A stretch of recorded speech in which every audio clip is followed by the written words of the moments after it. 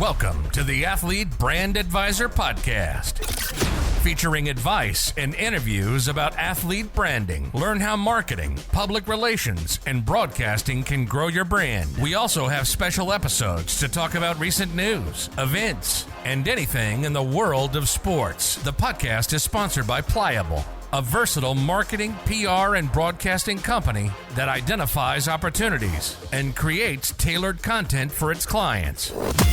Now it's time to roll. Here's your host, Greg Glenn. All right, and thank you very much, and welcome inside the Athlete Brand Advisor Podcast today. As we get started, we are joined by a great guest for today's audience. It's going to be Tim Hagerty. He is a baseball broadcaster and writer and has spent a lot of time in the broadcast booth, similar to my career, and wanted to welcome into the show Tim. Tim, thanks for joining us here today. Yeah, thanks for having me. Absolutely. Glad to have you on as a guest. And one of the things that, I find interesting about your background, obviously, is the time that you spent in minor league sports, where we see a lot of athletes who are looking to go to the professional level, where they have an opportunity to, be seen by scouts, and they also get some experience in the media that they might not have seen before. And you and I have kind of seen that in our broadcasting careers. And you obviously also, not only in addition to your broadcasting, but you're also a writer as well. So I like that angle. And you've seen a lot of athletes. You've covered a lot of athletes. So I wanted to kind of dive into that a little bit today. And I want to give people an idea of how you got your start, because that's always a part of somebody's personal brand. So Tim, tell us how you got started in the business. I was lucky that my high school actually had a cable access TV station in it and had some student produced shows, gave students the opportunity to do play-by-play. So I was fortunate to be announcing games when I was 17 and knew what I would like to study in college. Found a small college in Vermont that was really specialized in broadcasting, Northern Vermont University, way up near the border. Now I live in El Paso, near the other border. And from there, I discovered what I thought was like an inside secret. I found out it wasn't, and that is the baseball winter meetings. I knew I wanted to pursue professional baseball play-by-play, and I had read about this annual seminar they have, the winter meetings, that has everybody from the rookie league general managers all the way to Theo Epstein. And I grabbed my Baseball America directory. This is back when I was in college. We were still using CDs. Now, of course, it's links when you submit your demos, but I was armed with my CDs. And I walked into this auditorium at the baseball winter meetings, and there was about 200 guys that looked exactly like me. Young, mostly male, mostly just out of college age. They had their Baseball America directories. They had their CDs. And I thought, okay, this is a wake-up call to how competitive this is. And there were 4 jobs posted there. That's all for 200 of us. But yeah. I was lucky enough to get a couple of interviews, and it was there that I was hired for Idaho Falls, the Royals rookie league team, and had never been anywhere out west like that. And it remains one of my most fun years, just exploring, being on the bus through Montana and Wyoming and these places I had never been. Great summer. That's cool. That's an interesting story, because similar to my career path, I actually got the same type of start. I had a cable access channel at my high school, and I broadcast hockey games for the high school team, and had those 2 years of experience. And that gives us a leg up, and it also is one of these things that I've been trying to relate to athletes as well, which is the earlier you can find your passion or find your direction with your career, it gives you a huge advantage, because you then can have 2 to 3, maybe more years of experience in an area that someone else doesn't have. And I know it helped me land my first professional job, because I had more experience than other people. So I think that's one piece of advice we can share with athletes today is find your passion early and then go after it, right? Yeah, that's interesting. What you do and the sort of thoughts you have for that.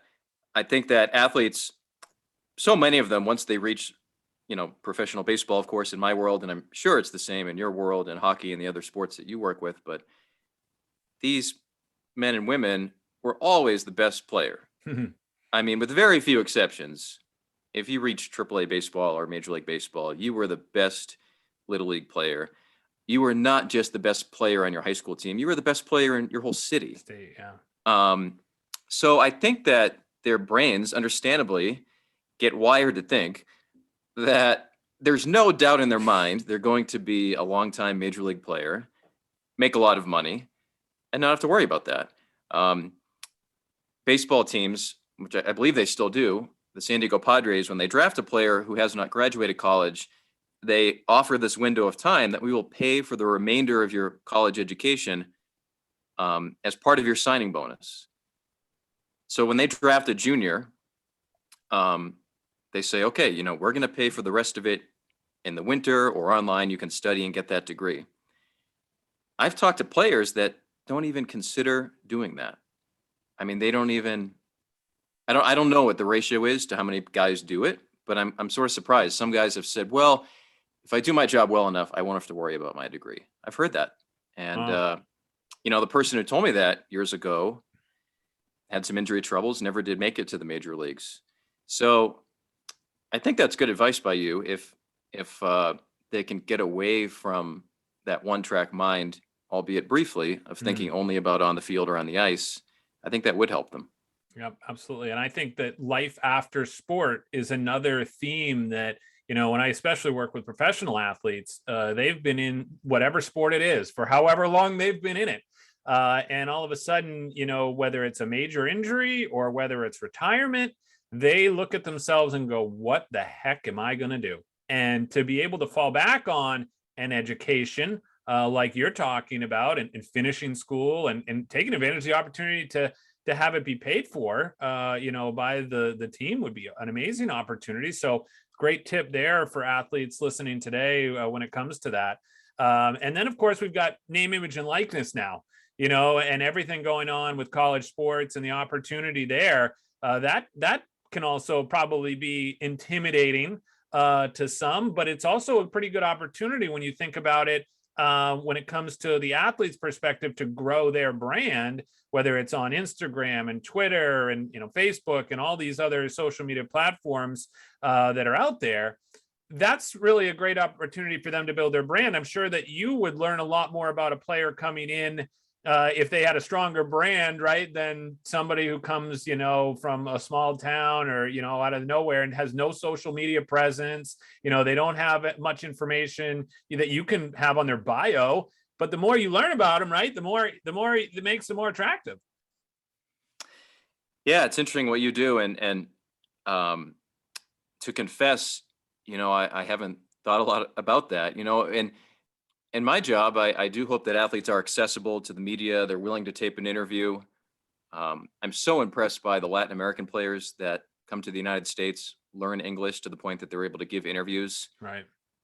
As far as their brand, you know, it was interesting when you were saying that. I was thinking about something I had a chance to be a fly on the wall for.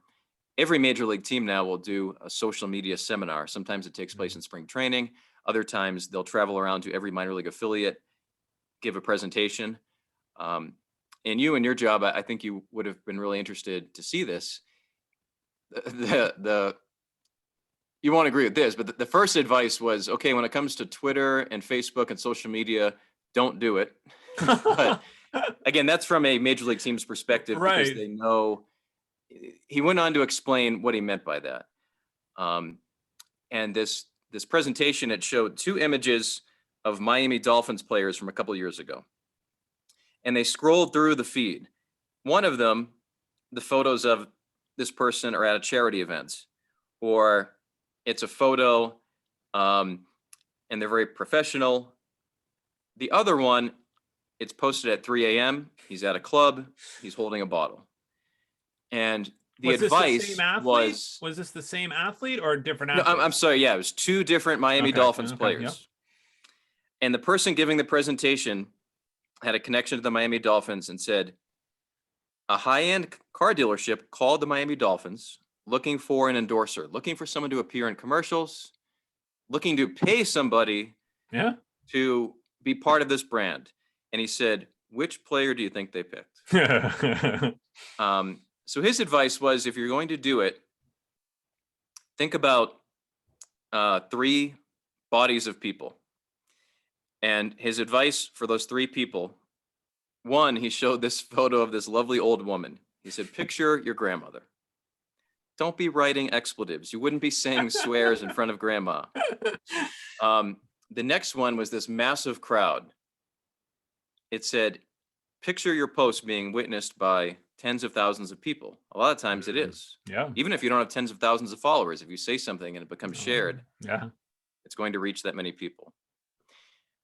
And the third, this Padres employee showed an image of AJ Preller, who's the Padres general manager. And that third photo, when he showed that, the room, there was a gasp. So I don't know. I guess that's my free advice to you in the athlete branding world, is that I think that maybe a young person has become trained on social media, whereas me, someone in my late 30s, we didn't grow up with this. They might not grasp the ultimate decision maker, your head coach, your general manager, your manager, could see this post. And I got the feeling that not everyone in the room understood that. You know, they picture the general manager in this executive suite and he's talking to other GMs. But the fact is, these people have the internet too. They have a public relations department. You know, if you retweet something completely inappropriate, or if you type something that, you know, is talking about a news event that's controversial, or if you say anything not confrontational, but controversial about your organization, I mean, that's going to reach people. So yeah, it's interesting what you said. I know that was a long answer, but no, that's a great example. That's a great example of target audiences, you know, and who's going to look at this, because I think a lot of people, they don't think about that before they hit send, you know? And so that's a great point. The other thing I wanted to talk with you about today, Tim, is obviously you and I are both broadcasters. We see a lot of athletes. I was thinking about it the other day when I was working on a press release, you know, met hundreds of athletes, and I've got my favorites, just like I'm sure you do too, right? I could name probably 5 of them right on my fingers here today that I would say, give me this, you know, man or woman any day to do an interview, and they will nail it. And they will be very approachable. They'll be professional. They might even be humorous, you know, and they've got what I call the personality factor that makes them really marketable. They get it, right? So I always talk about the 3 Ps when it comes to an athlete's brand. And the first one is potential. You've got to be an elite athlete, kind of like you referenced earlier. You've got to be able to not only stand out at your high school or in your city or in your state or in your region, you've got to be elite. And then you've also got to have a personality. And that's kind of what I'm talking about here in a minute, where basically if you're doing an interview, make it count, make yourself stand out, and let your personality come through. And then the third one is passion. You have got to have passion for what you're doing, because if you don't, you and I as broadcasters, we can see right through it. You can see the ones who really want to go next level. And talk to me about when you have an interview, or maybe interviews you've done, or what you think makes an athlete a really good interview. Yeah, I think public relations departments across all major league sports, I think understandably, they will try to create the answers to be generic, I don't know, robotic. And sometimes it feels bland like comes to mind. Yeah, bland, boring. Yeah, they don't want you to get in trouble. They don't want to get you in trouble because they're looking out for the team. Exactly, and that perspective is totally understandable, and I totally agree with their viewpoint to not say anything that's going to cause problems for the next game. Exactly. I would say though that no matter who you are, athlete or not, when you're on a show, when you're on an interview, have your default be honesty.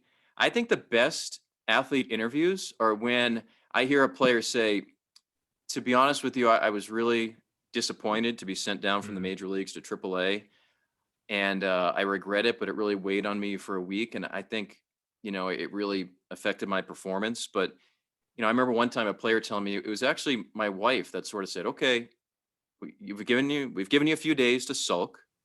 You got to go out there and compete. You got to go out there and prove them wrong. And it was such interesting radio. Here's a person in the interview giving us feelings, giving us emotion we can all understand. We probably all have had moments in our life where we weren't picked for something that we really want. And then I compare that to maybe the generic answer. That answer would be, yeah, I'm down here looking to play well and get back to the majors soon. Yeah. It's less interesting. So I think, and it also does, and it does, and to your point, it doesn't hurt the team to share your story. That's the idea. Agreed. Share your story. You don't have to worry about anything else. Totally. I mean, I think that's what we're kind of learning this day and age, where podcasts, they're longer interviews. They're not edited into 15-second sound bites. And I think people can tell when somebody's real or not. It's like a politician on stage, like, sometimes they sort of like speak for 60 seconds and don't say anything. Right. I think that people in the public eye, it's totally okay to admit some weakness or admit some feelings. I just think, even off the air, I think that's a great way to be with your personalities, to like, okay, I can still be a confident, successful person and say, yeah, I missed that call. I can still rattle off 5 games that come to mind that as an announcer, I think back and it didn't come out right. It didn't sound as dramatic or as descriptive as it should have. That's not saying I'm a bad announcer. It's just sort of saying, I had food in my shirt. I had something that day didn't go well. Yep. Yeah, I can appreciate what you're saying about that. And some days we're going to have better days than others. I mean, I know I feel it when I have a great call of a game. You can feel it. When you have a not so good call, you kind of feel that too. So that's an interesting perspective as well. Well, I'm curious, Tim, growing up, who was your favorite athlete or an athlete that you looked up to? Yeah, this is going to sound random. I'm from Massachusetts, but probably my earliest baseball memory, I was 5 years old. This is in the late 1980s. And the Cardinals had this great shortstop, Ozzie Smith. And he had a tradition that on opening day in St. Louis, he would run on the field and do a backflip. Yeah. On the turf in St. Louis. And I can remember speaking to my parents, who is this guy? And why is this guy doing flips?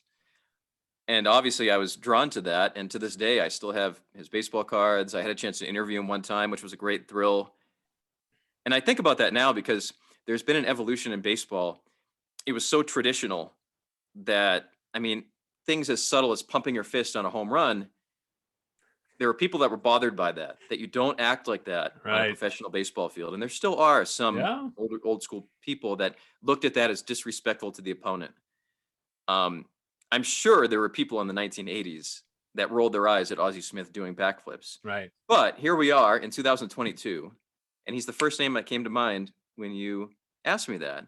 So I guess that shows if you have that confidence and you have that desire to have a little style and have a little flair, it's not disrespectful to the opponent. I'm bothered by anybody pointing their finger at an opponent. I think that crosses the line. Yeah. But when it comes to a celebration or some style, I think that shows that does grab people's attention, makes you likable to a fan. Yeah, no, that makes sense. And so then the other question I have for you, and this is kind of one that, I've experienced in my broadcasting career, but your favorite broadcasting memory or your favorite memory in your career, whether it was a win, a championship, a victory, a game, a moment for you that really stands out that makes you feel good. Yeah, I've been lucky enough to call 2,000 baseball games. One of those was a championship, which is a great memory, but the game that comes to mind is August 9th, 2019. It's kind of a personal story. On August 3rd, 2019 was El Paso's worst day. There was a mass shooting at a Walmart here that remains a wound here. This is just 6 days after that. And the El Paso Chihuahuas, the Triple-A team that I broadcast for, 6 days later, August 9th, scored 10 runs in the bottom of the ninth inning to come back and win a game, ending it on a walk-off grand slam. That home run set a team home run record for the Pacific Coast League. So all of that's happening on that one swing. The call, I think, is good, came out very enthusiastically, summarized everything that had happened within that game, mentioned the record. And the reason it's so meaningful is that night I got 4 different messages, either an email, a tweet, or a text, and they all had sort of the same theme. They said, I listened to that ninth inning, and for 15 minutes, I forgot about August 3rd. Another said, listening to that game took me to a time before the tragedy. Right. Yeah. And it was, baseball has examples of that. Fall of 2001, people in New York City say that the Yankees and the Mets sort of momentarily took their mind off the tragedy of 9/11. Or in the 1940s, there's examples of that where baseball sort of was an escape from World War II. So that's the reason why that night is so memorable to me, is that those messages I got after the game kind of showed me that was El Paso's version of that. Yeah, no, that's a great story. And I think it speaks to, like we've talked about a little bit earlier, is that emotional side and the story behind what you do. And I think that's a great example, because we can all call championships, but it sometimes is the thing that means the most that really ends up being most important in our career. So good example. Also wanted to touch on one last broadcasting topic for us, and advice for some of these baseball players, or even other players in other sports, when they have the opportunity to go on a broadcast. Many times athletes who get hurt may be asked to go up, or you might invite them up if you know their personality well enough to say, hey, come on up. Or the PR person says, hey, you're injured. Or the coaches, I've seen coaches do it because they're just like trying to get the guy back in the lineup. So they're going to throw him up there and make him want to come back in the lineup even more. But the idea is, what in your opinion could an athlete do, or things they should think about when they go up in the booth and work with a broadcaster to make it kind of a success? Well, when it comes to athletes currently on the team that are injured, I haven't had as much experience with that.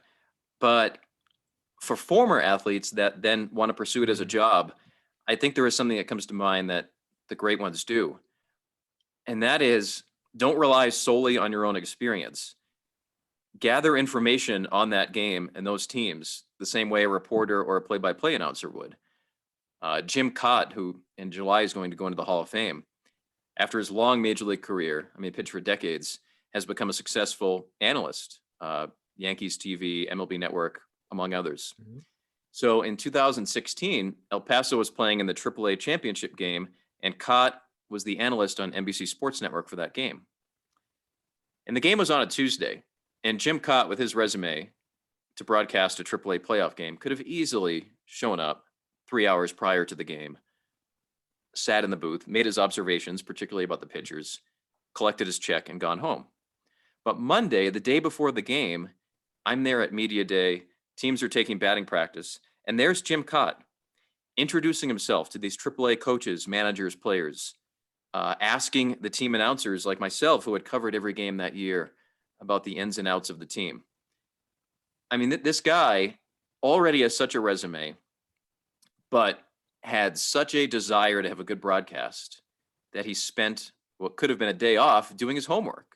Right.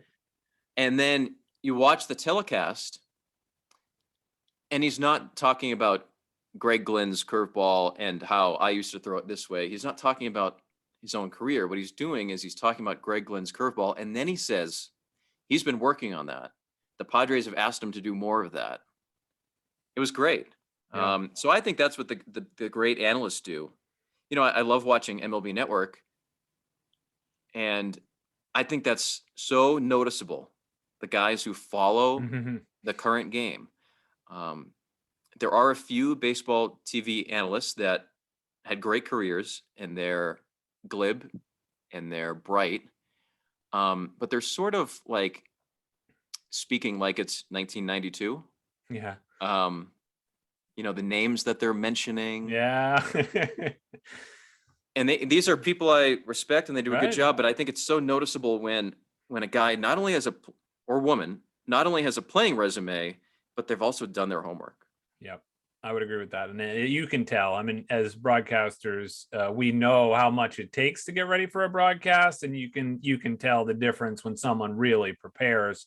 So I think that's a great tip. For anybody out there that's thinking about becoming a broadcaster or looking to try and do color commentary, that is a really good tip. Of course, Pliable provides color commentary coaching for professional athletes. If you're interested, check out pliablemarketing.com. And I also wanted to finish today by thanking you, Tim, for coming on to the podcast today. And I want to give you and your brother a shout out because he is terrific. And of course, Paul Hagerty, who I know was a great acupuncturist from his days at TB12 Sports in Foxboro. And one of the reasons why, actually, Tim, I don't know if you know this, but one of the reasons why my company name is Pliable is because of the TB12 method and everything they do down there. It really makes a big difference for my health and my physical and mental health. So with that being said, I wanted to thank you and also give you a chance, allow people to connect with you. So we have a lot of baseball players who are probably listening to this episode, whether they're future, stars or whether they're maybe current or past athletes that might want to get in touch with you. How can they do that? Yeah, thanks for your kind words about my brother. First off, he does do a great job. And yeah, my email is on the El Paso Chihuahuas website. That's the Padres Triple-A team here in El Paso. So feel free to reach out. I do have Twitter, TD Hagerty, like Tim Donald Hagerty. And yeah, thanks for the opportunity to mention that. Oh, absolutely. And that's what it's all about, is connect to people. I like to bring people together, give people an opportunity to connect with people in the industry that might be able to help them and in some certain way. And that's all part of what we do here at Pliable. And again, want to thank you very much for your time today, Tim. And again, thanks for being on the podcast. Well, nice to meet you, and thanks for having me. Thanks for listening to the Athlete Brand Advisor Podcast. Be sure to check out the show notes from today's episode and catch up on recent episodes at pliablemarketing.com. We also encourage you to share topics and guest ideas by emailing our production staff at pliablemarketing@gmail.com. We love hearing from our loyal listeners and athletes who want to grow their brand. So jump in and be part of the podcast, because that's how we roll.